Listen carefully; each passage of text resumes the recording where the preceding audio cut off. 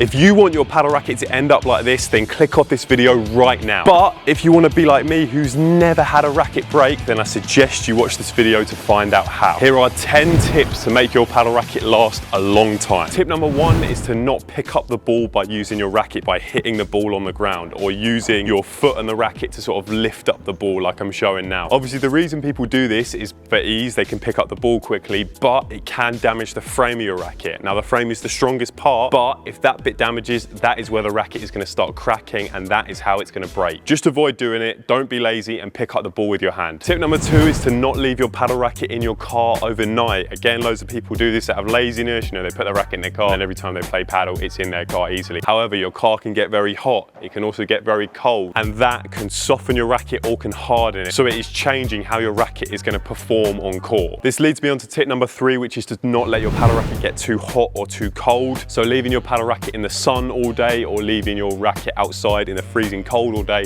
it's going to change your racket. It's either going to harden it or really soften it. A lot of the pro players out in Spain, you'll see them putting a paddle racket in a freezer to cool it down so that it's not getting too soft. Keep it in a cool, dry place for maximum performance. If you need help choosing an incredible paddle racket, then hop onto everythingpaddle.co.uk, click the little WhatsApp button, and you can contact me directly. I'll give you specific advice of what paddle racket to choose, and then you'll be able to get something to destroy your opponents with. Tip number 4 is to not let your paddle racket get too wet. Obviously, I know this is really tricky for players that play outside a lot, especially in the winter and it's raining a lot. If you're using a weaker fiberglass racket and it's constantly getting a wet ball hit of the racket, it's got a very high chance that that's when it can crack and break. Make sure you use new dry balls every single time. Don't pick up the old, heavy, wet balls that have been on the court for ages, because that, against the racket constantly, that's really going to weaken it. I've seen it firsthand myself. I've seen a player in the wet with an old wet ball go for a smash and the racket just split down the middle. As I used to be a coach, I had 2 rackets,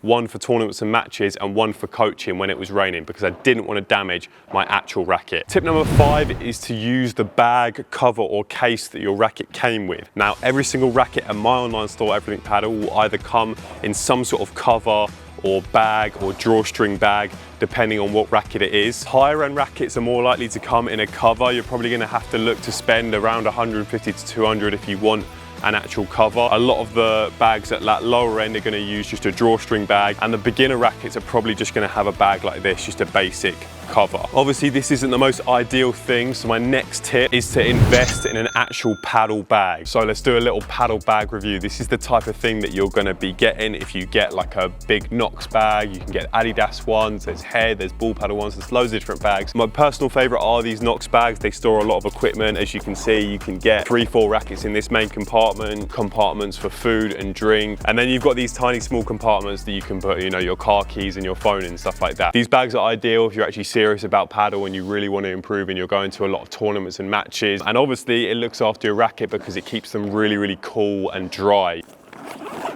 Tip number 7 is to use the wrist strap. Really, really important. Number 1, for safety reasons, obviously. It massively reduces the chances that your racket is going to fly off your hand and, you know, either hit someone in the face, or more importantly, we're talking about taking care of the racket, sort of hit the cage and damage the frame of it. Tip number 8, very, very similar. Keep replacing this overgrip. This overgrip is quite old. You don't want your hand slipping out, and again, your racket could fly off and get damaged. Now, you might think, oh, but I've got the wrist strap on. But if you're near the cage and it flies off, it could still quite easily hit the cage. Going down on the floor and it slips out your hand, it could quite easily hit the floor as well. Tip number 9 is to get one of these things, a racket protector. Now, a lot of rackets will come with racket protectors. A lot of them will come in with these sort of built-in ones as well. If it comes with one, basically the way it works is a protector that goes across the head, because like I said earlier, this is the strongest part, the frame. However, if that gets damaged, that is where you're in trouble. It could start to crack and break into the rest of the racket. Tip number 10 is to consider the material of your paddle racket. Now, there are 2 main materials, fiberglass and carbon fiber. Carbon fiber is much stronger and durable, which means if you have a racket with carbon on, like this AliPower 3.1, it's going to last a lot longer and it's going to be much stronger. The fiberglass and the cheaper rackets, they will